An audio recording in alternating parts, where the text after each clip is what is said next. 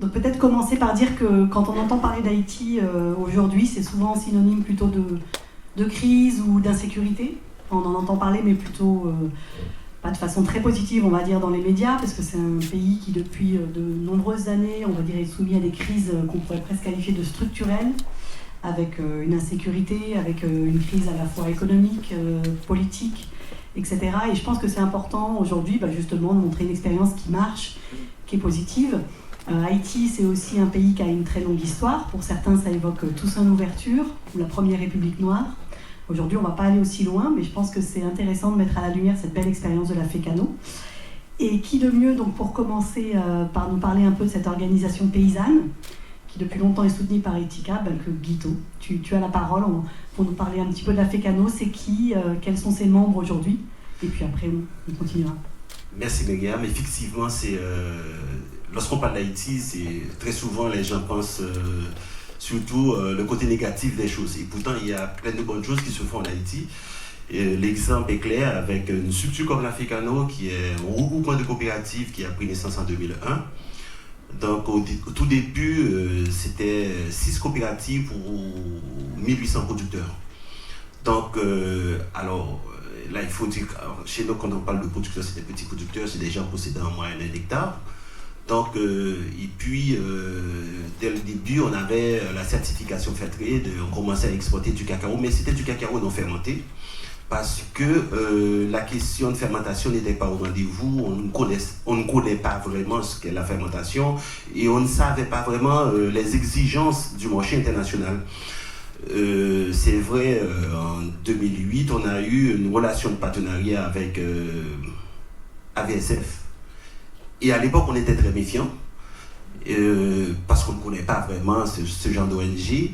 Donc, on a accepté de nouer cette relation et expliquer à AVSF nos principaux soucis, donc c'est-à-dire nos principales préoccupations, ce qu'on voulait, la vision qu'on a.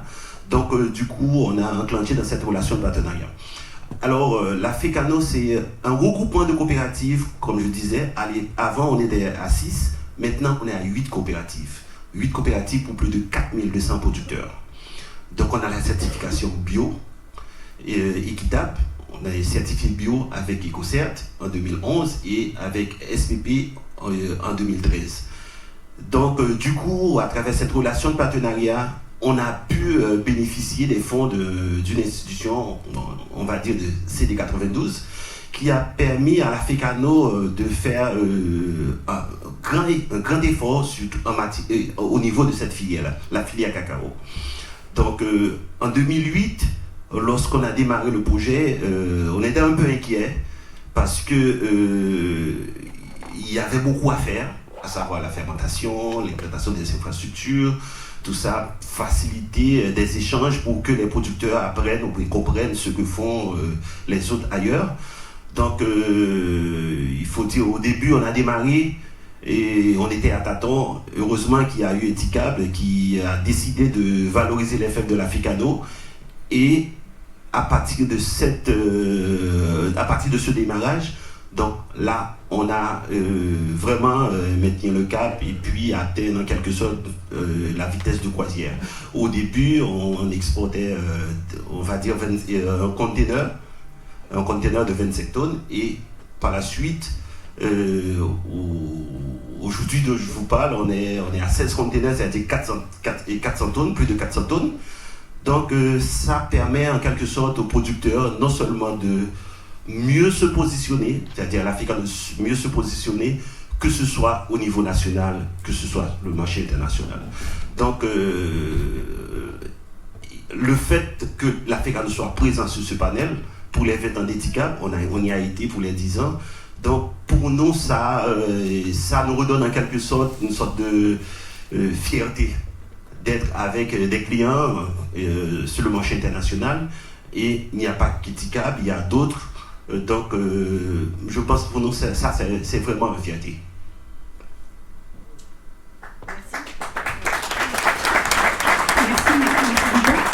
Je pense que ton témoignage montre que la FECANO a pu progresser. En particulier, tu as insisté un petit peu sur l'expérience de la fermentation du cacao, qui était une innovation, je crois, en Haïti à cette époque, à cette date-là. Et maintenant, je voudrais laisser la parole un peu à... Ah, il faut éteindre ton micro, je crois. Juste.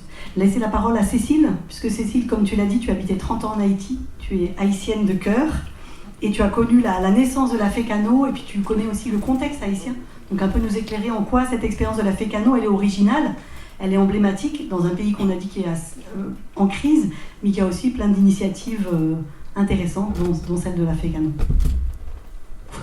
Oui, alors c'est vrai, ce qui est peut-être important de rajouter par rapport à ce qu'a dit Guito, c'est l'importance finalement de la culture du cacao dans le contexte rural haïtien. Donc en fait, le cacao en Haïti se cultive dans des jardins créoles, donc des systèmes agroforestiers qui permettent donc une bonne protection des sols et une diversité des cultures, donc à la fois un atout pour l'alimentation des familles paysannes, mais aussi pour créer du revenu pour les familles. Donc c'est vraiment une filière et une culture qui permet de consolider un petit peu le contexte rural dans un pays où malheureusement les politiques publiques envers le monde rural donc, sont quasi inexistantes, ont existé peut-être à certaines périodes, mais ces dernières années n'existent plus. Et donc travailler avec des producteurs et des productrices donc, de cacao, mais qui aussi développent d'autres cultures, permettent vraiment de créer du revenu. La dynamique aussi importante était de travailler sur la durée, et c'est vrai qu'en 2008, on avait fait le pari en fait de travailler avec une organisation naissante, mais qui était déjà présente, qui avait déjà une structuration, il y avait déjà des coopératives, et donc d'engager un partenariat sur la durée avec différents partenaires, avec Éthicable, puisque dès le début, donc, ce partenariat s'est mis en place, et avec cette idée de de travailler avec les producteurs sur un cacao de qualité, sur la fermentation et sur un marché. Donc ça a été un pari en 2008, avec des moments très forts, des crises aussi entre partenaires, c'est normal et je pense que ça fait toujours du bien, ça permet aussi de se renforcer et d'apprendre les uns des autres. Et aujourd'hui, donc moi j'ai eu le plaisir, donc j'ai quitté AVSF en 2010, et j'ai eu le plaisir là, de revenir voir FECANO, même si on avait toujours des relations, mais au moins là de travailler avec FECANO, donc quasiment 13 ans après. Et c'est vrai que ça fait vraiment plaisir de voir l'évolution d'une structure, le renforcement de la structure, et aujourd'hui où ils en sont. Mais j'en parlerai peut-être plus tard. Oui, tout à fait. Merci beaucoup. En tout cas, ton témoignage est intéressant, et c'est vrai que tu l'as vu depuis... tu l'as vu naître quelque part ou cheminer, c'est ce qui nous intéresse. Et peut-être ce qu'on va souligner aussi, c'est ce qu'on a dit, on a parlé pas mal de partenariats, c'est qu'en fait il s'agit donc de l'accompagnement d'une organisation paysanne haïtienne, donc à la fois par l'ONG Agronomes et Vétérinaires sans frontières, dont tu es administratrice, moi je suis directrice technique, et en même temps un partenariat aussi avec un bailleur public qui est le conseil départemental, ce que tu appelles le CD92, mais conseil départemental des Hauts-de-Seine, pour ceux qui ne le connaissent pas, et qui, c'est un fait quand même à souligner, dans le paysage de la coopération décentralisée, accompagne la FECANO et donc aussi AVSF depuis plus de 10 ans, donc dans un pas de temps très long, ce qui est assez rare. Et donc je pense que Charlotte, tu peux nous en dire un peu plus, et peut-être juste dire que ce partenariat, il est donc tripartite ou quadripartite, puisqu'il y a donc la FECANO, une ONG comme AVSF, l'entreprise Éthicable et le conseil départemental. Donc c'est ce qu'on veut un peu souligner aussi aujourd'hui. Donc tu as la parole, Charlotte. Merci. Oui, vous pouvez vous demander pourquoi finalement un département intervient dans un cadre, dans un contexte un peu commercial, développement d'une filière. En fait, ça renvoie à la notion de coopération décentralisée. Donc peut-être que vous le savez ou pas, il y a environ 5000 collectivités territoriales françaises qui actuellement ont des programmes de coopération internationale. Et donc qui agissent dans différents pays avec des partenaires locaux. Le conseil départemental des Hauts-de-Seine a fait le pari, a choisi en 2008 d'orienter sa politique de coopération internationale sur 4 pays, l'Arménie, le Cambodge, Haïti et le Bénin. et avec une thématique centrale, la lutte contre l'insécurité alimentaire. Et concrètement, en Haïti, AVSF est venu nous voir, nous a proposé un projet autour de la filière cacao. Et donc, on a signé pour ce projet, pour financer ce projet. Et ça fait 14 ans qu'on travaille ensemble. On a mis de façon régulière environ 500 000 € par an depuis 14 ans. Donc ça fait en tout, on a mis 4,7 millions d'investissement de crédit du conseil départemental sur ce projet. Ça a permis de financer des gros investissements pour renforcer tout ce qui est infrastructure pour la production cacaoyère, de travailler sur la gouvernance des coopératives et aussi de travailler l'accès à la commercialisation. Alors, ce partenariat, il n'a pas toujours été linéaire. Hein. Il y a eu comme vous le disiez, il y a eu des crises. Il n'y en a pas eu tant que ça, mais il y en a eu. Et nous, en tant que coopérateurs publics, on a pu aussi jouer un peu un rôle intéressant parce que quand une ou deux crises sont arrivées, on a pu dire pour l'instant on met le programme sur pause et puis on voit comment vous pouvez vous améliorer pour continuer. Et finalement, ça a eu un effet un peu salvateur sur les organisations cacaoyères qui ont développé des méthodes, qui ont repris en main vraiment la gouvernance de leur coopérative pour pouvoir continuer à bénéficier de ce partenariat. Et donc c'est un programme dont la confiance entre les partenaires s'est renforcée un peu, je dirais. Il y avait un beau socle de confiance, mais là, ces crises ont renforcé la confiance entre les partenaires. Et donc, il y a eu une volonté aussi de la part du conseil départemental des Hauts-de-Seine de faire le lien, donc de ne pas seulement se positionner comme un financeur, mais de faire le lien avec son territoire. Et c'est aussi ce qui fait la force de notre programme, c'est de faire le lien avec des chocolatiers du territoire. Et bon, voilà, j'ai fait la transition à ta place. Super, merci beaucoup. Je vais quand même faire aussi une deuxième petite transition, c'est de dire que donc on voit bien que vous avez eu un rôle en tout cas très important avec surtout un accompagnement dans la durée, et ça c'est vraiment important pour aussi une organisation paysanne qui a besoin d'un soutien, qui va passer par des crises. Et comme tu l'as dit, ces crises elles ne sont pas forcément négatives, hein, ça fait partie de l'histoire d'une organisation. Et seulement elles ont été accompagnées, elles ont permis de déboucher sur des nouvelles, par exemple des nouvelles activités ou une nouvelle vision stratégique pour l'organisation. Et peut-être là on a beaucoup parlé de filières de cacao, c'est important, d'organisation paysanne, un petit peu d'Haïti. Et maintenant on va passer, comme tu le dis, plus à parler de chocolat, quelque part, parce qu'en fait non seulement Etikable s'est positionné comme acheteur en disant on va se positionner en Haïti, Christophe le disait tout à l'heure, qui est un pays en crise, donc c'était aussi un défi, un acte militant aussi, de dire il faut valoriser le cacao de cette origine, de ce pays. Mais Etikable a aussi entraîné dans son sillage des chocolatiers.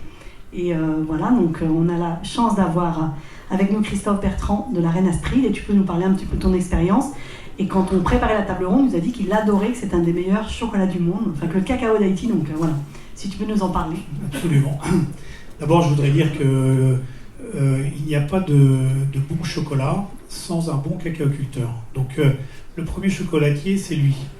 Je vais réinsister 2 minutes quand même, parce que je ne suis pas sûr que tout le monde perçoive à quel point la fermentation est un élément essentiel du goût du chocolat. La fermentation, à mon sens, et je l'ai découvert en allant en Haïti, et pourtant je suis dans le chocolat depuis 2000, en 2010, c'est ce que vous avez mis en place en Haïti.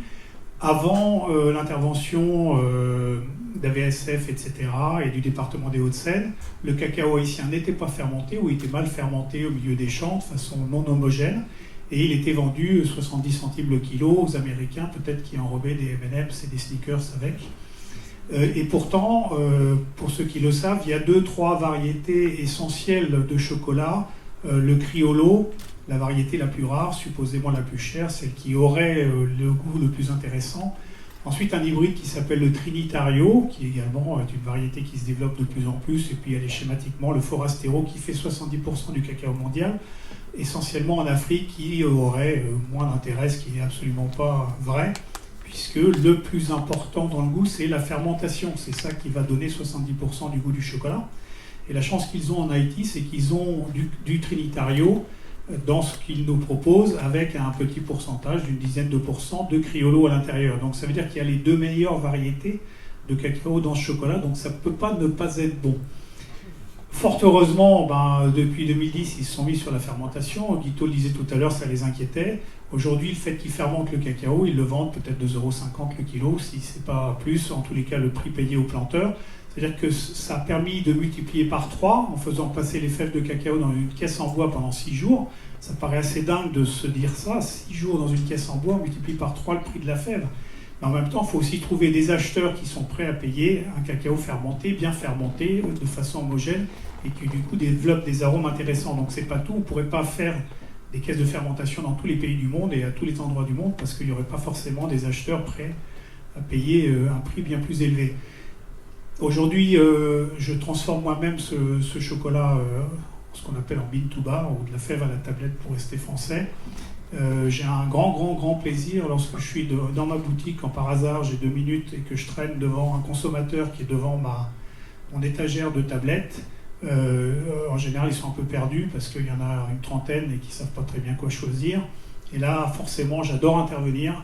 Je suis assez sûr qu'au moment où j'interviens, je vais au moins leur en vendre 3 ou 4, parce que je vais commencer à leur présenter Haïti en premier, puisque ça a été le premier bébé dans lequel j'ai pu intervenir, avec une note qui est très particulière. Le chocolat haïtien, vous le reconnaissez parmi 1000. Si je vous en fais goûter 1000, celui-ci viendra toujours de façon différente, parce qu'il a une note qui est un peu chyprée, qui n'existe que chez eux, pour des raisons que je ne connais pas. C'est un cacao qui est très rond, qui est très équilibré. Et la preuve, c'est que la Maison du Chocolat, l'an dernier, l'a choisi pour en faire son dessert de Noël 2023. Donc ça veut dire que, au-delà du fait que c'est un chouette projet, c'est d'abord un super produit. Merci pour ce beau témoignage.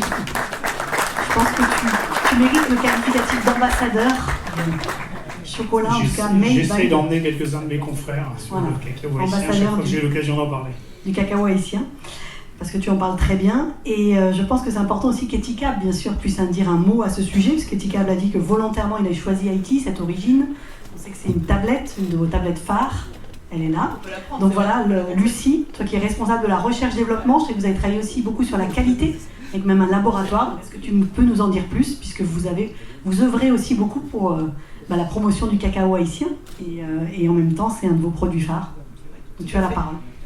Mais comme le disait Christophe Eberhardt en introduction, effectivement, il y a en 2008-2009, donc il y a un focus qui a été fait de travailler avec certains pays en particulier, comme on dit, pays dits pauvres, dont Haïti faisait partie. Il y a toute cette collaboration avec la FECADO, donc on a commencé avec un conteneur en 2009, et donc là aujourd'hui on en est à 200 tonnes, donc il y a quand même une belle évolution. Et c'est pas pour rien, et c'est pas juste parce qu'on en a acheté plus, c'est surtout parce que les consommateurs l'adorent. Je ne sais pas comment dire, mais c'est vrai que c'est notre 3e meilleure vente, de tout produit confondu. On a 250 produits dans la gamme Etikab.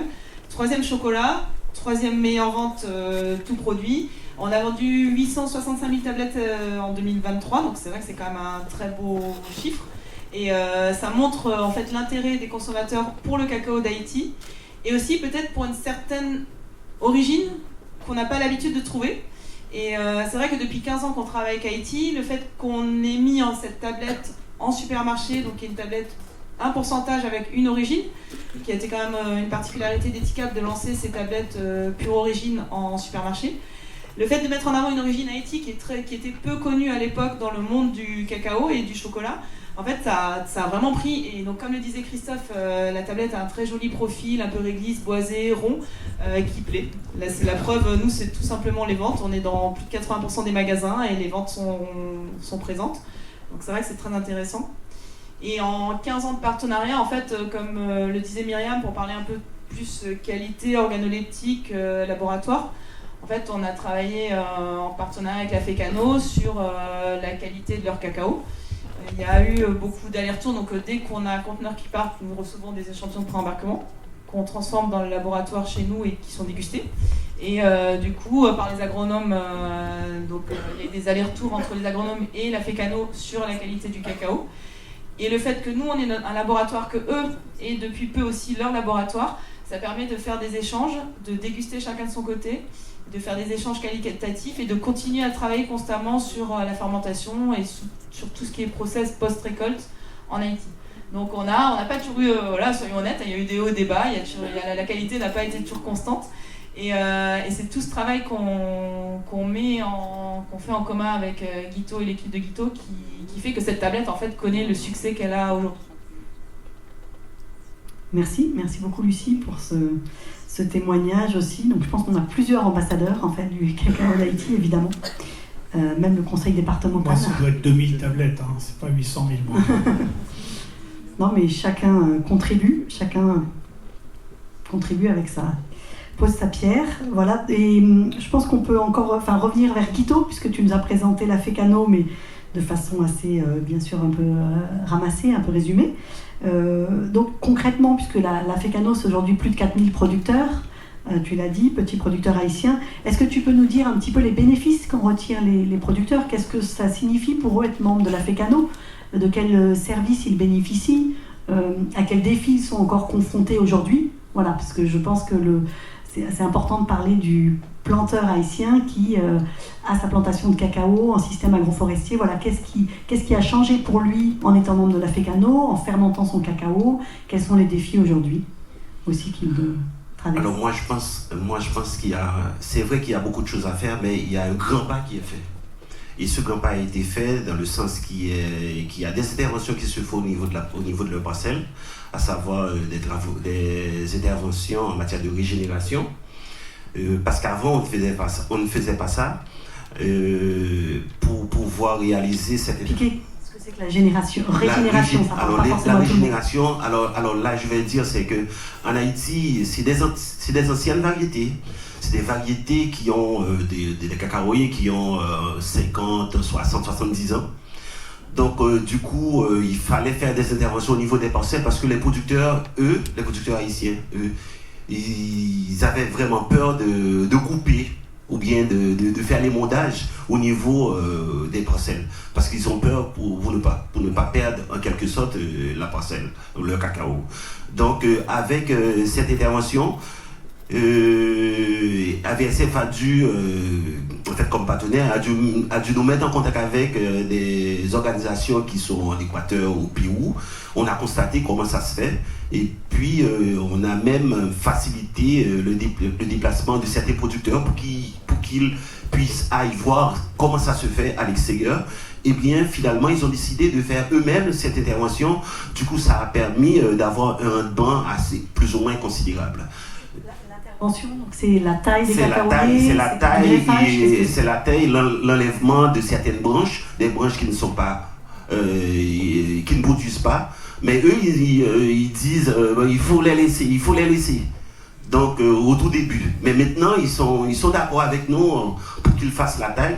Et il y a par rapport au prix que reçoivent les producteurs, et bien il y a l'intervention, on a pu constater l'intervention de nouvelles parcelles, c'est-à-dire certains producteurs ont décidé de faire eux-mêmes de nouvelles parcelles, et ce qui a permis en quelque sorte d'assister à cette augmentation, c'est-à-dire de 25 tonnes en 2009 cacao fermenté à plus de 400 tonnes.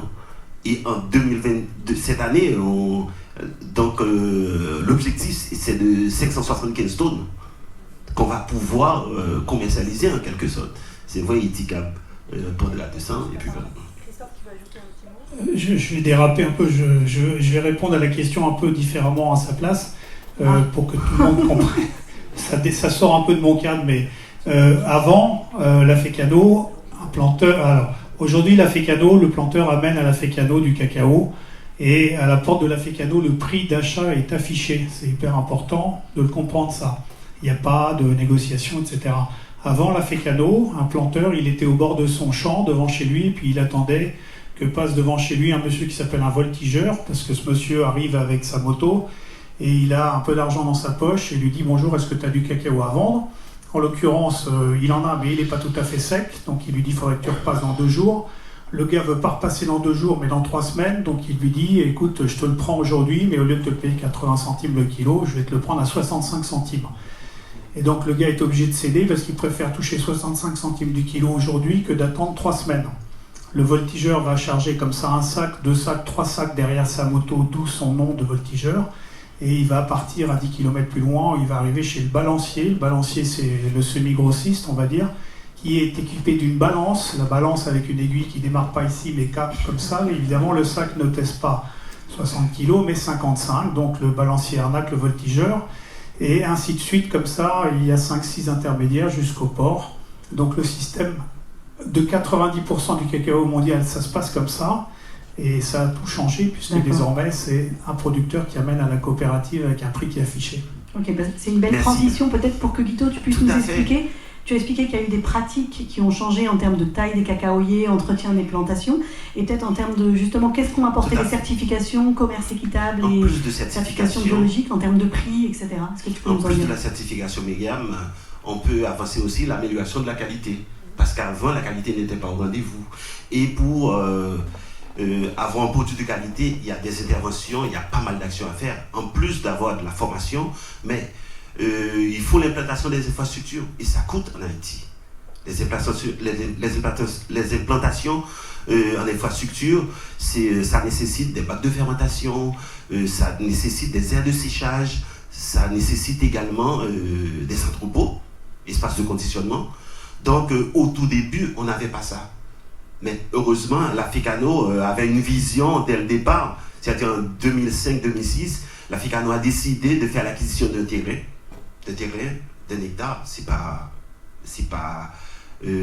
trop spacieux, mais 1 hectare, c'est quand même quelque chose. Et bien c'est sur cet espace-là qu'on a pu s'installer, construire des centres de fermentation, le bureau de l'Africano, pas des centres de fermentation, des centres de conditionnement, parce que les centres de fermentation se trouvent au niveau des coopératives, et chaque coopérative dispose ses infrastructures. Donc ça a permis également d'augmenter le prix, de valoriser le cacao par rapport à la certification. Au moment où je vous parle, on a 2 certifications, on est certifié avec EcoCert. Donc un produit certifié, ça demande des travaux comme la traçabilité, la documentation, le contrôle. Pour l'instant, on est vraiment bousculé par cette question de géolocalisation dans la nouvelle réglementation de l'Union européenne, mais il faut quand même faire quelque chose. Donc c'est ça. Il y a aussi la mobilisation de fonds pour pouvoir mettre à la disposition des coopératives des fonds pour l'acquisition, pour le paiement au comptant, et le cacao apporté par le producteur. Et Christophe l'a bien dit. Donc il y a les coyotes ou les intermédiaires, ils sont toujours là et ils ont toujours du cash. Ils vont de producteur en producteur, c'est comme les abeilles. Donc nous, on essaie pour pouvoir vraiment collecter le volume de cacao ou bien capter le volume de cacao des producteurs, on est obligé d'avoir du cash. Et par rapport à la position de l'Africano ces jours-ci, donc, et grâce à cette relation de partenariat, on est vraiment en position de négocier avec certaines institutions. D'ailleurs, je suis ici non seulement pour répondre à l'invitation des vêtements d'étiquette, mais j'ai été aussi au bureau d'une institution pour négocier, c'est la CIDI, pour négocier du cash, la question de fonds de roulement pour les producteurs. Donc on est obligé de jouer sur tous les fronts, sur plusieurs fronts, question d'assurer en quelque sorte la pérennisation de cette structure. Donc c'est ça la réalité. Il y a aussi donc l'Africano qui est en quelque sorte connu national et internationalement, parce qu'au tout début, et je disais ça ce matin aux gens qui participaient à la présentation que je faisais. Donc au tout début, c'est vrai, l'Africano a pris naissance en 2001, mais tenez-vous bien, en 2005, il y a une étude qui s'était réalisée, une étude sur la filière cacao. On n'a pas mentionné le nom de l'Africano. On a préféré mentionner le nom des coopératives membres de l'Africano. Donc il y avait une raison à ça. Parce que l'État même n'accordait pas vraiment assez d'importance à ce genre de structure. L'État était plutôt favorable aux structures qui existaient déjà, des structures privées. Donc la présence de l'Africano ces jours-ci, c'est un défi. C'est un défi, c'est un modèle, c'est la raison pour laquelle on envisage de nouer, essayer de faire des alliances stratégiques avec d'autres structures qui sont dans le sud, question de permettre à ces producteurs, à ces coopérateurs de bénéficier des avantages que bénéficie l'Africano. Donc il y a pas mal de choses assez intéressantes qui se font à travers cette relation. D'accord, merci beaucoup Guito. Ce que je comprends aussi dans ton témoignage, tu soulignes que l'Africano est un acteur économique, mais qui commence aussi à se faire reconnaître sur le territoire en tant qu'acteur aussi politique, enfin représentant des paysans. Et c'est important dans un contexte comme Haïti, où tu l'as dit et Cécile l'a dit, où l'État a pu avoir tendance à privilégier par exemple les importations de produits alimentaires au détriment de sa propre sécurité alimentaire ou de politiques publiques en faveur de la paysannerie haïtienne. Donc c'est une transition un peu Cécile. Peut-être toi aussi la question que je voudrais te poser, c'est que tu as connu l'Africano et quel regard tu as 15 ans après, parce que non seulement tu as vécu 30 ans en Haïti, mais tu y étais le mois dernier, tout récemment auprès de l'Africano. Et quel regard tu as un peu sur l'évolution de l'Africano au cours de ces 15 dernières années, ce qu'elle représente dans le paysage haïtien, on va dire, un petit peu des acteurs paysans, et aussi par rapport à un pays qui a beaucoup de potentiel agricole, mais qui est pas forcément, enfin, pour lesquels les familles paysannes ne sont pas forcément soutenues. Voilà, donc ton avis. Alors c'est vrai que ce qui est intéressant avec FECANO et avec l'histoire de FECANO, c'est qu'aujourd'hui on se retrouve avec un mouvement, une fédération en fait qui représente 4000 familles paysannes.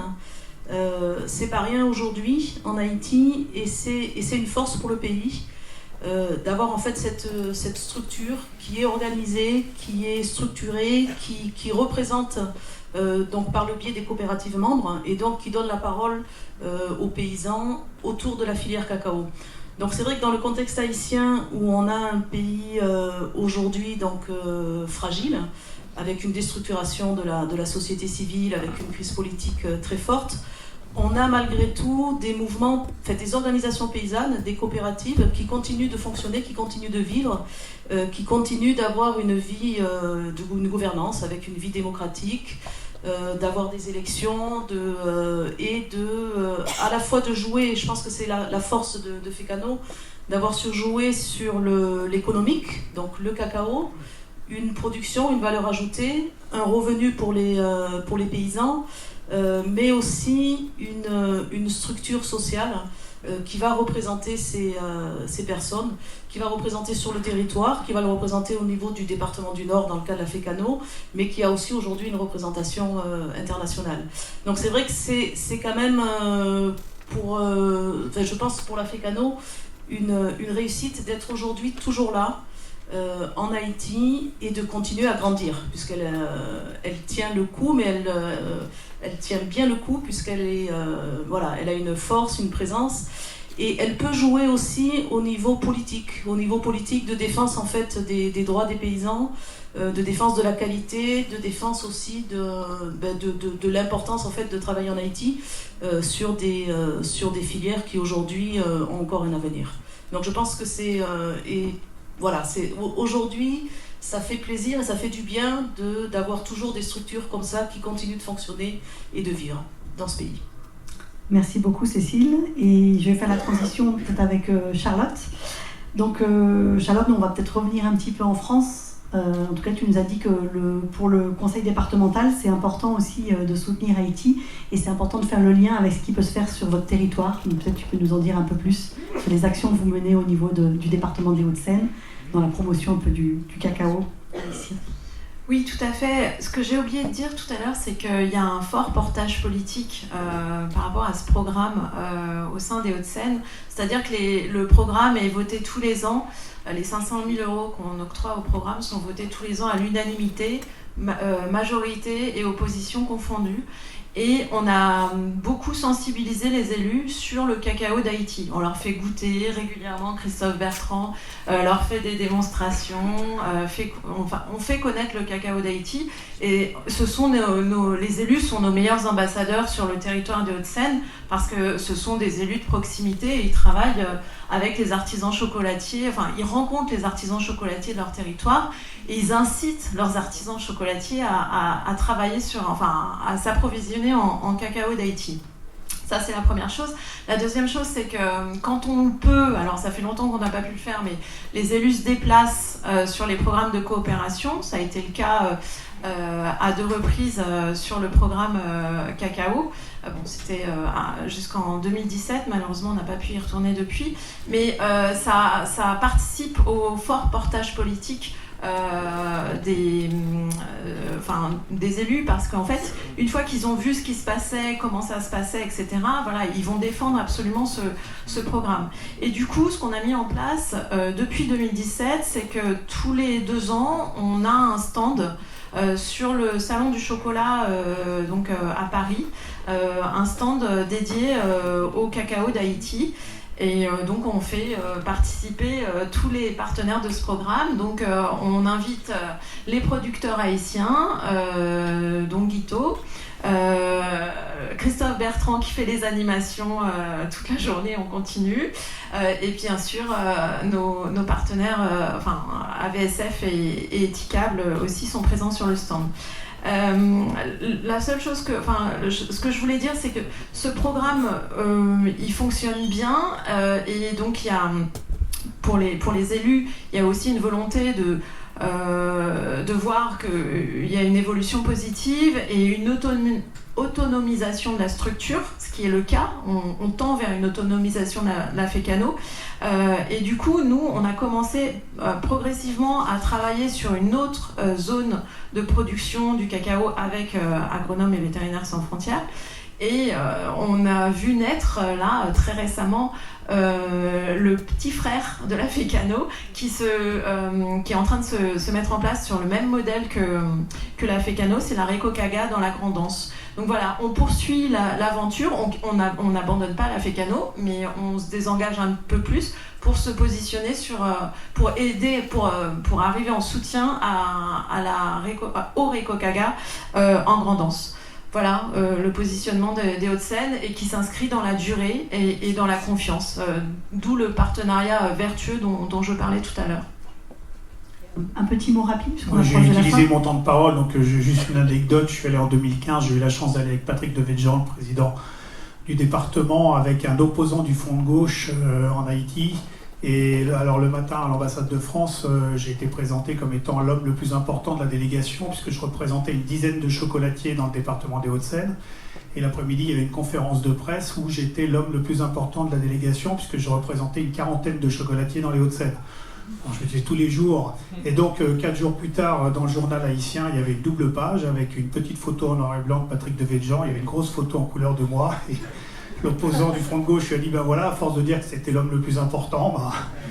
Et puis, autre petite anecdote, je rentrais d'un voyage à Madagascar où j'avais visité la plantation de Valrhona, où il y a des systèmes de clés de séchage en escalier qui sont mis sur des rails. Comme ça, dès qu'il se met à pleuvoir, on a juste à pousser les rails avec le cacao qui sèche en tiroir à l'abri. Et en arrivant en Haïti, on les voyait en train de faire sécher le cacao par terre. Et donc, il y a eu du personnel qui faisait sécher ce cacao par terre. Et je montre à M. Devedjian les photos en disant qu'il faudrait faire un truc comme ça. Et l'opposant et le responsable, il appelle le responsable de la coopérative et lui dit, voilà, pourquoi on ne vous finance pas des clés de séchage comme ça avec des rails? Et le gars dit, ben ouais, mais vous allez faire perdre leur emploi à 3 personnes. Là. Alors l'opposant du Front de gauche dit, ben voilà, M. Devedjian, vous voulez importer le capitalisme ici? C'était marrant. Merci. Peut-être qu'on peut laisser le mot de la fin. Normalement, il nous reste moins d'1 minute, mais je crois qu'on peut laisser un petit mot de la fin pour Guito. Voilà, juste le mot de la fin pour Guito. Pas un tour de complet, hein, promis. Moi, je pense que c'est sans ces personnes, et je dis la vérité. Donc, cette relation de partenariat a créé pas mal d'impact. Donc, ça a créé pas mal d'impact parce que il y a le prix aux producteurs, c'est-à-dire Christophe le disait, avec les intermédiaires, le peu d'argent que recevaient les producteurs. Eh bien, grâce à cette relation de partenariat, eh bien, on est arrivé à calculer un prix au producteur. Le prix, maintenant, c'est 58% à 60% du prix qu'on recevait de l'acheteur, c'est-à-dire d'Eticable. Donc, à date, le prix d'étiquette, le prix de la tonne, c'est 4600 $, la tonne. Là, on s'est arrangé pour que le producteur puisse empocher en moyenne 60% de ce prix. Il y a quand même un niveau d'amélioration de la qualité. Pas quand même l'amélioration de la qualité, parce que là, on est arrivé où on s'est disposé d'un laboratoire. C'est laboratoire de qualité, parce qu'avant, lorsqu'on envoyait les échantillons, donc c'était resté comme ça, comme des élèves qui attendent la note que le professeur va lui attribuer. Et bien, avec ce labo, déjà, on connaissait, on a une idée de la qualité du produit qu'on va commercialiser. Il y a aussi la FECANO est censée devenir comme un acteur incontournable. Quand je parle d'acteur incontournable, en Haïti, si vous parlez de cacao, eh bien, c'est difficile, et ce serait même impossible de ne pas citer le nom de la FECANO. Donc les autorités, l'État haïtien même l'a reconnu. Parce que là, c'est comme si on marchait comme, on se promenait comme des copains. Donc le ministère de l'Agriculture, le ministère du Commerce, donc nous envoie des correspondances. Donc du coup, ils savaient, ils reconnaissaient vraiment l'existence de la FECANO, avec pas mal d'impact. Donc je pense vraiment, et là j'utilise ce micro pour dire que c'est vraiment un partenariat réussi. Merci beaucoup.